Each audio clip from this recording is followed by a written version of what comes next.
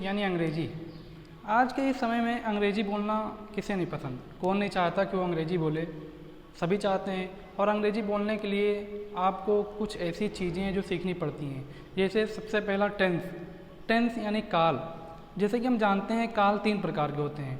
Number 1 present जो वर्तमान में चल रहा है, नंबर 2 पास्ट जो भूतकाल यानी जो बीत चुका है, नंबर 3 फ्यूचर जो आने वाला है।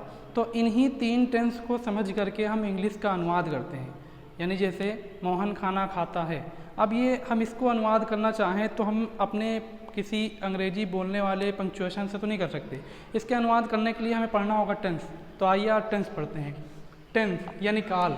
तो हम जानते हैं कि काल 3 प्रकार के होते हैं। जैसे अभी हमने बताया कि नंबर 1 उसमें प्रेजेंट, तो प्रेजेंट टेंस यानी वर्तमान काल।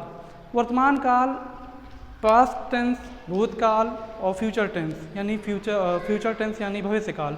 इन तीनों पार्ट्स के बाद अपने अपने 4 भाग होते हैं।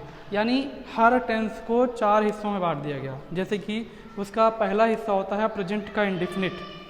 प्रेजेंट के इंडेफिनिट में ये बताया जाता है कि कोई चीज़ उसमें होती है तुरंत। उसके बाद प्रेजेंट कॉन्टीन्यूअस, इसमें ऐसी चीज़ बताई जा रही है कि इसमें हो रही है।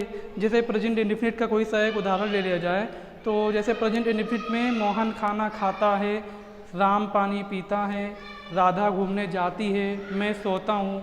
ऐसी चीज़ें जो होती हैं तुरंत, जिसके अंत में ता है, ती है, ते है आता है। तो इसके बारे में भी चर्चा करेंगे। दूसरा है प्रेजेंट का कॉन्टीन्यूअस, यानी ऐसा काम जो वर्तमान में चल रहा है। जैसे मैं वीडियो बना रहा हूँ, तुम वीडियो देख रहे हो, वो कहाँ जा रहा है, मैं क्या खा रहा हूँ। यानी ऐसा टेंस जिसके अंत में यानी वाक्य के अंत में, टेंस के सेंटेंस के अंत में रहा है, रही है, रहे आए। तो ऐसा टेंस उस प्रेजेंट टेंस के उस भाग में आता है, यानी प्रेजेंट कॉन्टीन्यूअस के टेंस में। एक है प्रेजेंट परफेक्ट टेंस, यानी एक ऐसा टेंस जो हो चुका है लेकिन वो वर्तमान में ही हुआ, मतलब वो बीत नहीं चुका। जैसे अभी हुआ, जैसे मोहन खाना खा चुका, मैं पानी पी चुका हूँ, क्या तुम मेरी वीडियो देख चुके हो। तो ऐसा टेंस जिसके अंत में यानी वाक्य के अंत में चुका है, चुकी है, चुके आते हैं, तो ऐसे टेंस को प्रेजेंट परफेक्ट टेंस कहते हैं। और इसका कॉम्बिनेशन मिल करके एक टेंस बनता है जिसे कहते हैं प्रेजेंट परफेक्ट कॉन्टीन्यूअस। यानी इस टेंस में आपको इस प्रेजेंट कॉन्टीन्यूअस के साथ आपको समय दिया होगा कि मोहन 2 बजे से खाना खा रहा है और रीता 3 बजे से पानी पी रही है। और इस टेंस का सबसे महत्वपूर्ण चीज़ ये कि इस टेंस में आपको अंत में है ज़रूर आएगा। यानी प्रेजेंट टेंस के जितने ये 4 पार्ट हैं, इसमें आप जिस भी पार्ट में ट्रांसलेट करेंगे, यानी हिंदी का इंग्लिश या हिंदी का हिंदी, तो उसके अंदर आपको आखिरी में है आना ज़रूरी है। तो अब बात करते हैं प्रेजेंट इंडेफिनिट की। तो जैसे हम लोग बात कर रहे थे प्रेजेंट टेंस की, तो प्रेजेंट टेंस का सबसे पहला भाग है प्रेजेंट इंडेफिनिट। तो प्रेजेंट इंडेफिनिट की सबसे पहली बात तो ये है कि किसी टेंस की अंग्रेजी यानी किसी वाक्य की अंग्रेजी बनाने के लिए सबसे पहले हमें उसकी पहचान करनी होगी। तो पहचान इसलिए करनी होगी क्योंकि प्रेजेंट या फ्यूचर या पास्ट के जितने 4 भाग हैं, हम अगर उसमें ट्रांसलेट करेंगे तो सबसे पहले हमें पहचान इसलिए होनी चाहिए क्योंकि पहचान होगी तभी हम उसके रूल्स को फॉलो कर पाएंगे। क्योंकि हर टेंस के अपने एक रूल्स हैं। जैसे उसमें वर्ब की फर्स्ट फॉर्म में SEIS, हैड, जैसे ऑक्सिलरी वर्ब और कई तरह की वर्बें होती हैं। तो हमें जैसे पढ़ते हैं इसमें सबसे पहली ये चीज़, इसमें जो रूल्स होते हैं वो होती है। अब इस टेंस में भी इनके 4 भेद हैं। तो एक था उसका भाग, अब उसके 4 भेद हुए थे। अब इस टेंस में जो रूल्स अप्लाई होते हैं वो इनके 4 है। जैसे नंबर फर्स्ट है अफर्मेटिव, जिन्हें हिंदी में साधारण या सकारात्मक वाक्य कहते हैं।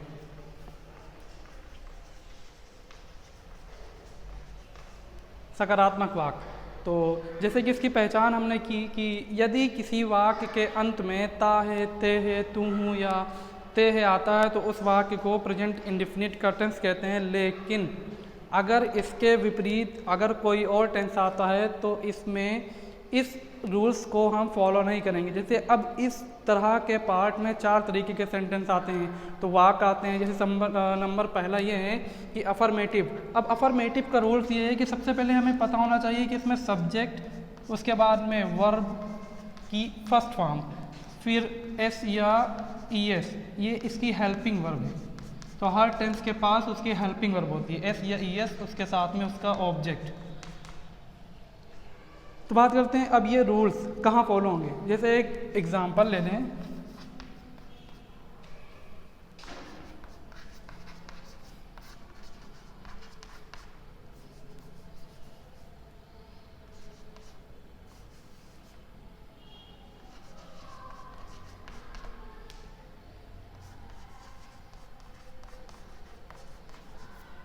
जैसे हमें मिला कोई टेंस की, उसकी हमें ट्रांसलेट करना है इंग्लिश में, तो देख रहे हैं लिखा है मोहन खाना खाता है। तो जैसे कि हमने अभी पता किया कि प्रेजेंट इंडेफिनिट की जो पहचान होगी वो उसके वाक्य से होगी, यानी वाक्य के अंत में ता है, ता हूँ, ती है, ते है, इन सारे वर्ड आएंगे, यानी ये वाक्य आएंगे।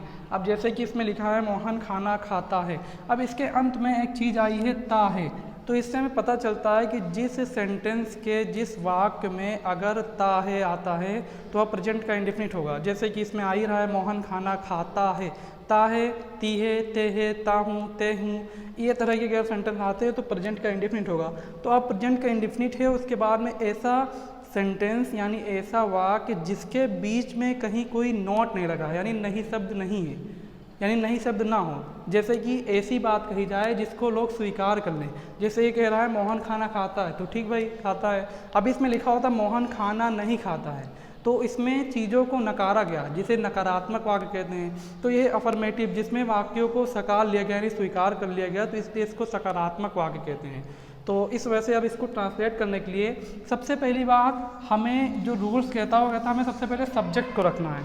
तो अब बात आती है कि सब्जेक्ट क्या है, वर्ब क्या है, ऑब्जेक्ट क्या है, उसके हेल्पिंग वर्ब क्या है। तो हर टेंस में, हर पार्ट में उसके पास में उसका सब्जेक्ट तो बहुत ज़रूरी है, क्योंकि सब्जेक्ट एक ऐसी चीज़ है कि अगर वो होगा नहीं तो काम नहीं होगा। जैसे अब हमें पता करना हो कि सब्जेक्ट, वर्ब और ऑब्जेक्ट को हम इसमें से कैसे पाएँ कि इसमें सब्जेक्ट कहाँ है, वर्ब कहाँ है या ऑब्जेक्ट कहाँ है। तो एक सीधा सा एक क्वेश्चन है कि what, where,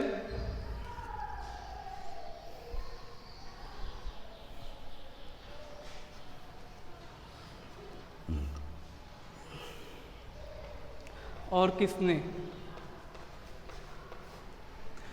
what, where and किसने।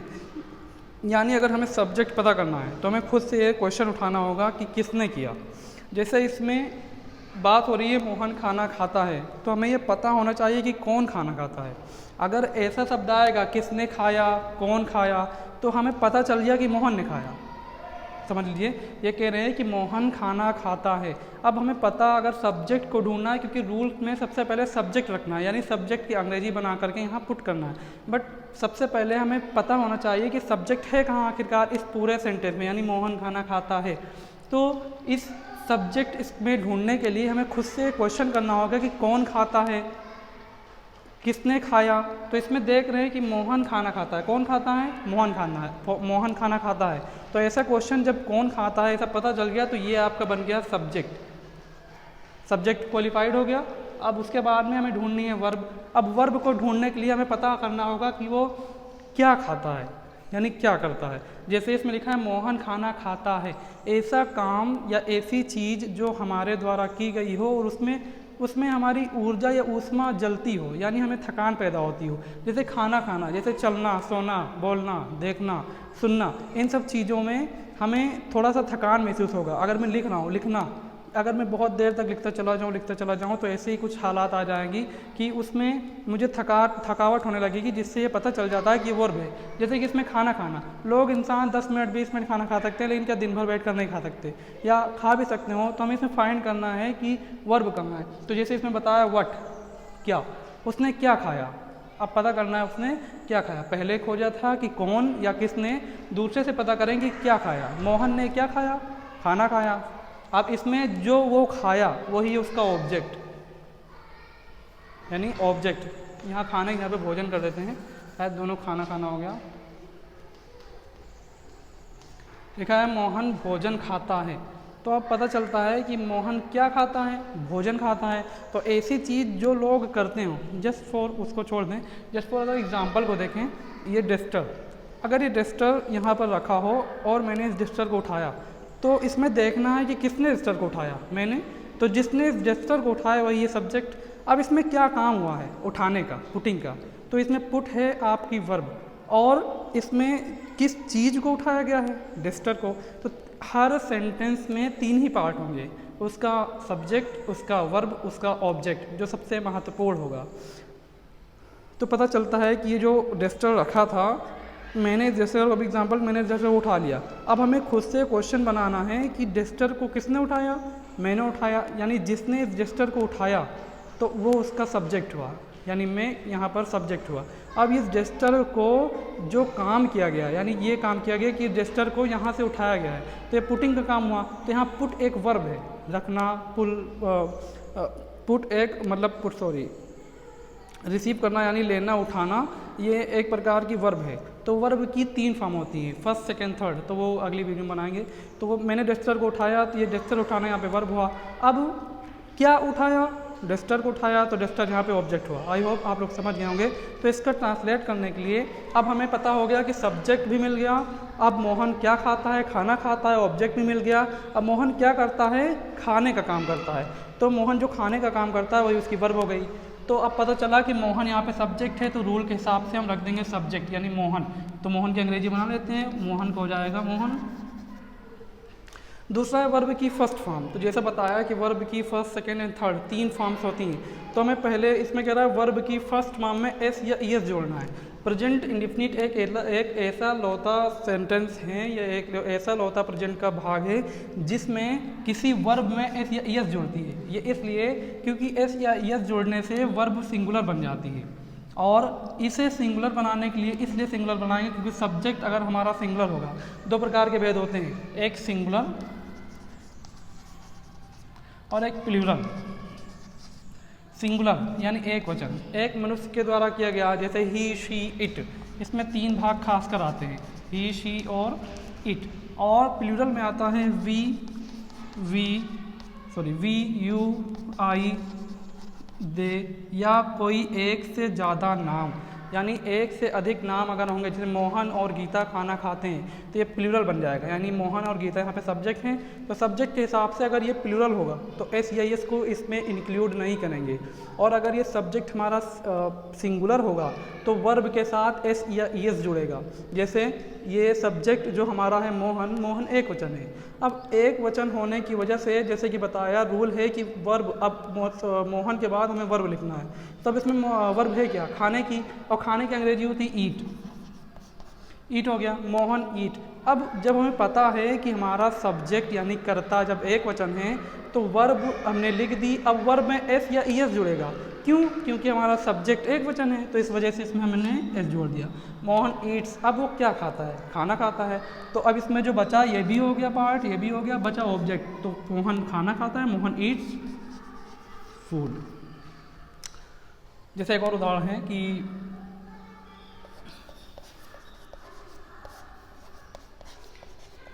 रोहन रोता है।